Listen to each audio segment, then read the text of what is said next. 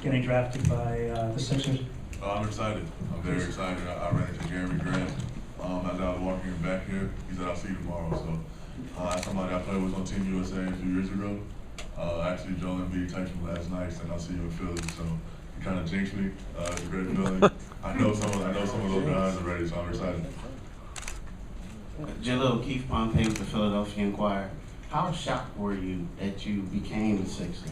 I wasn't shocked. I knew I was going to be going to the NBA tonight. I was going to be a top 5 pick no matter what happened, so I wasn't shocked.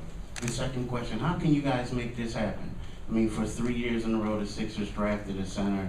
You know, you guys all need the ball. I mean, how can you make this happen? I don't know. It's not my job to figure it out. I'm just going and work as hard as I can. John, the center right over here. Steve Kyler, Basketball Insiders. First of all, congratulations. Thank you. Big journey for you. You've worked really hard to get to this point. How did you become such a skilled low post player? I think it started with me just always being the tallest player in my age group, which pretty much right away I had all the coaches send direct to the block. So I've been playing basketball my entire life. And my entire life I've been the tallest guy. And with that being said, I've always been in the post. So I just got really comfortable in the post. I worked on my craft and watched a lot of film. Congratulations. Thank you. Jahlil, over here. My name is Jack Freifeld. I'm with the China Daily USA.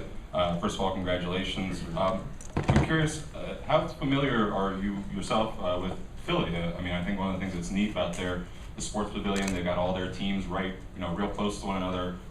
I think I'm curious your thoughts what that shows about Philly and their sports for the meaning for that city. Yeah, I'm not too familiar with Philadelphia. One of my teammates at Duke University, Bill Jefferson's from there, and he's always talking about how it's the best city and all that other stuff. But I'm from Chicago, so we always argue. But I'm excited to get to know the city a little better.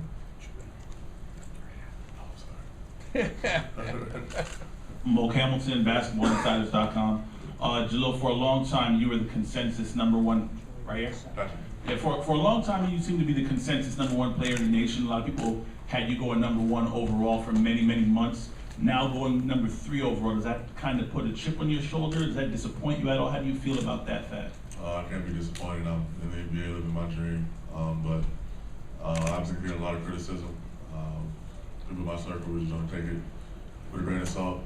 It's easy to shoot at somebody right at the top of the hill. Like you said, I've been at the top pretty much all throughout high school, all throughout college, so I'm respecting it. Jahlil, over on your right, what was your dialogue with the Lakers? Did they give you any expectation at all that they were really interested in you? And in that sense, were you surprised that they went a different direction? No, they never gave me any answer. As much as we tried to get an answer from Minnesota, as much as we tried to get an answer from the Lakers, nobody gave us an answer. So I didn't know what to expect. It was hard for me to go to sleep last night. Jahlil, hi.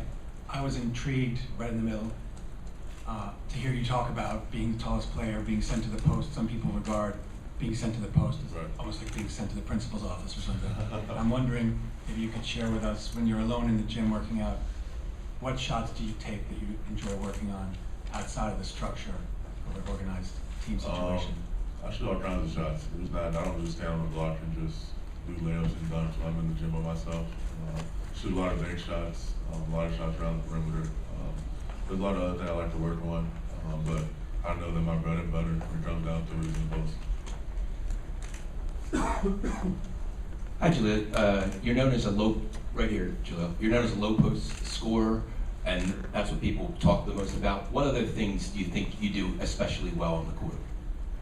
I think I'm a great teammate. I became a better talker on the floor, being that dude, being the leadership of Coach K.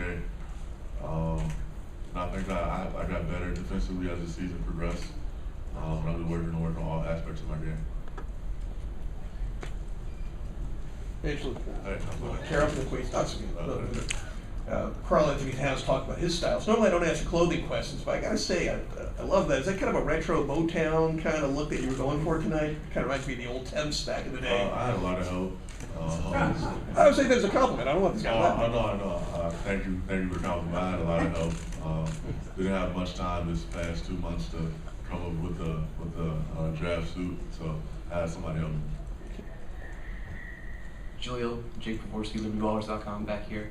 Obviously, there are a lot of low post players. Jahlil, back here. you. Okay.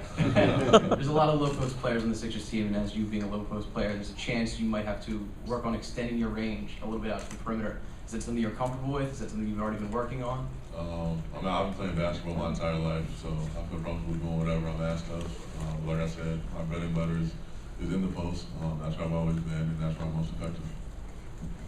Jahlil, a couple of things. Is there a post player that you pattern your game after, number one? And number two, are you comfortable with the rebuilding process that could take a long time in Philadelphia being part of that, maybe being the centerpiece of it at this point?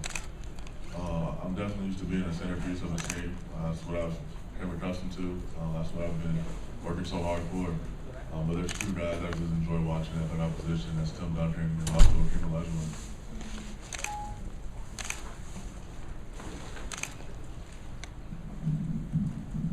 Jahlil, how you doing?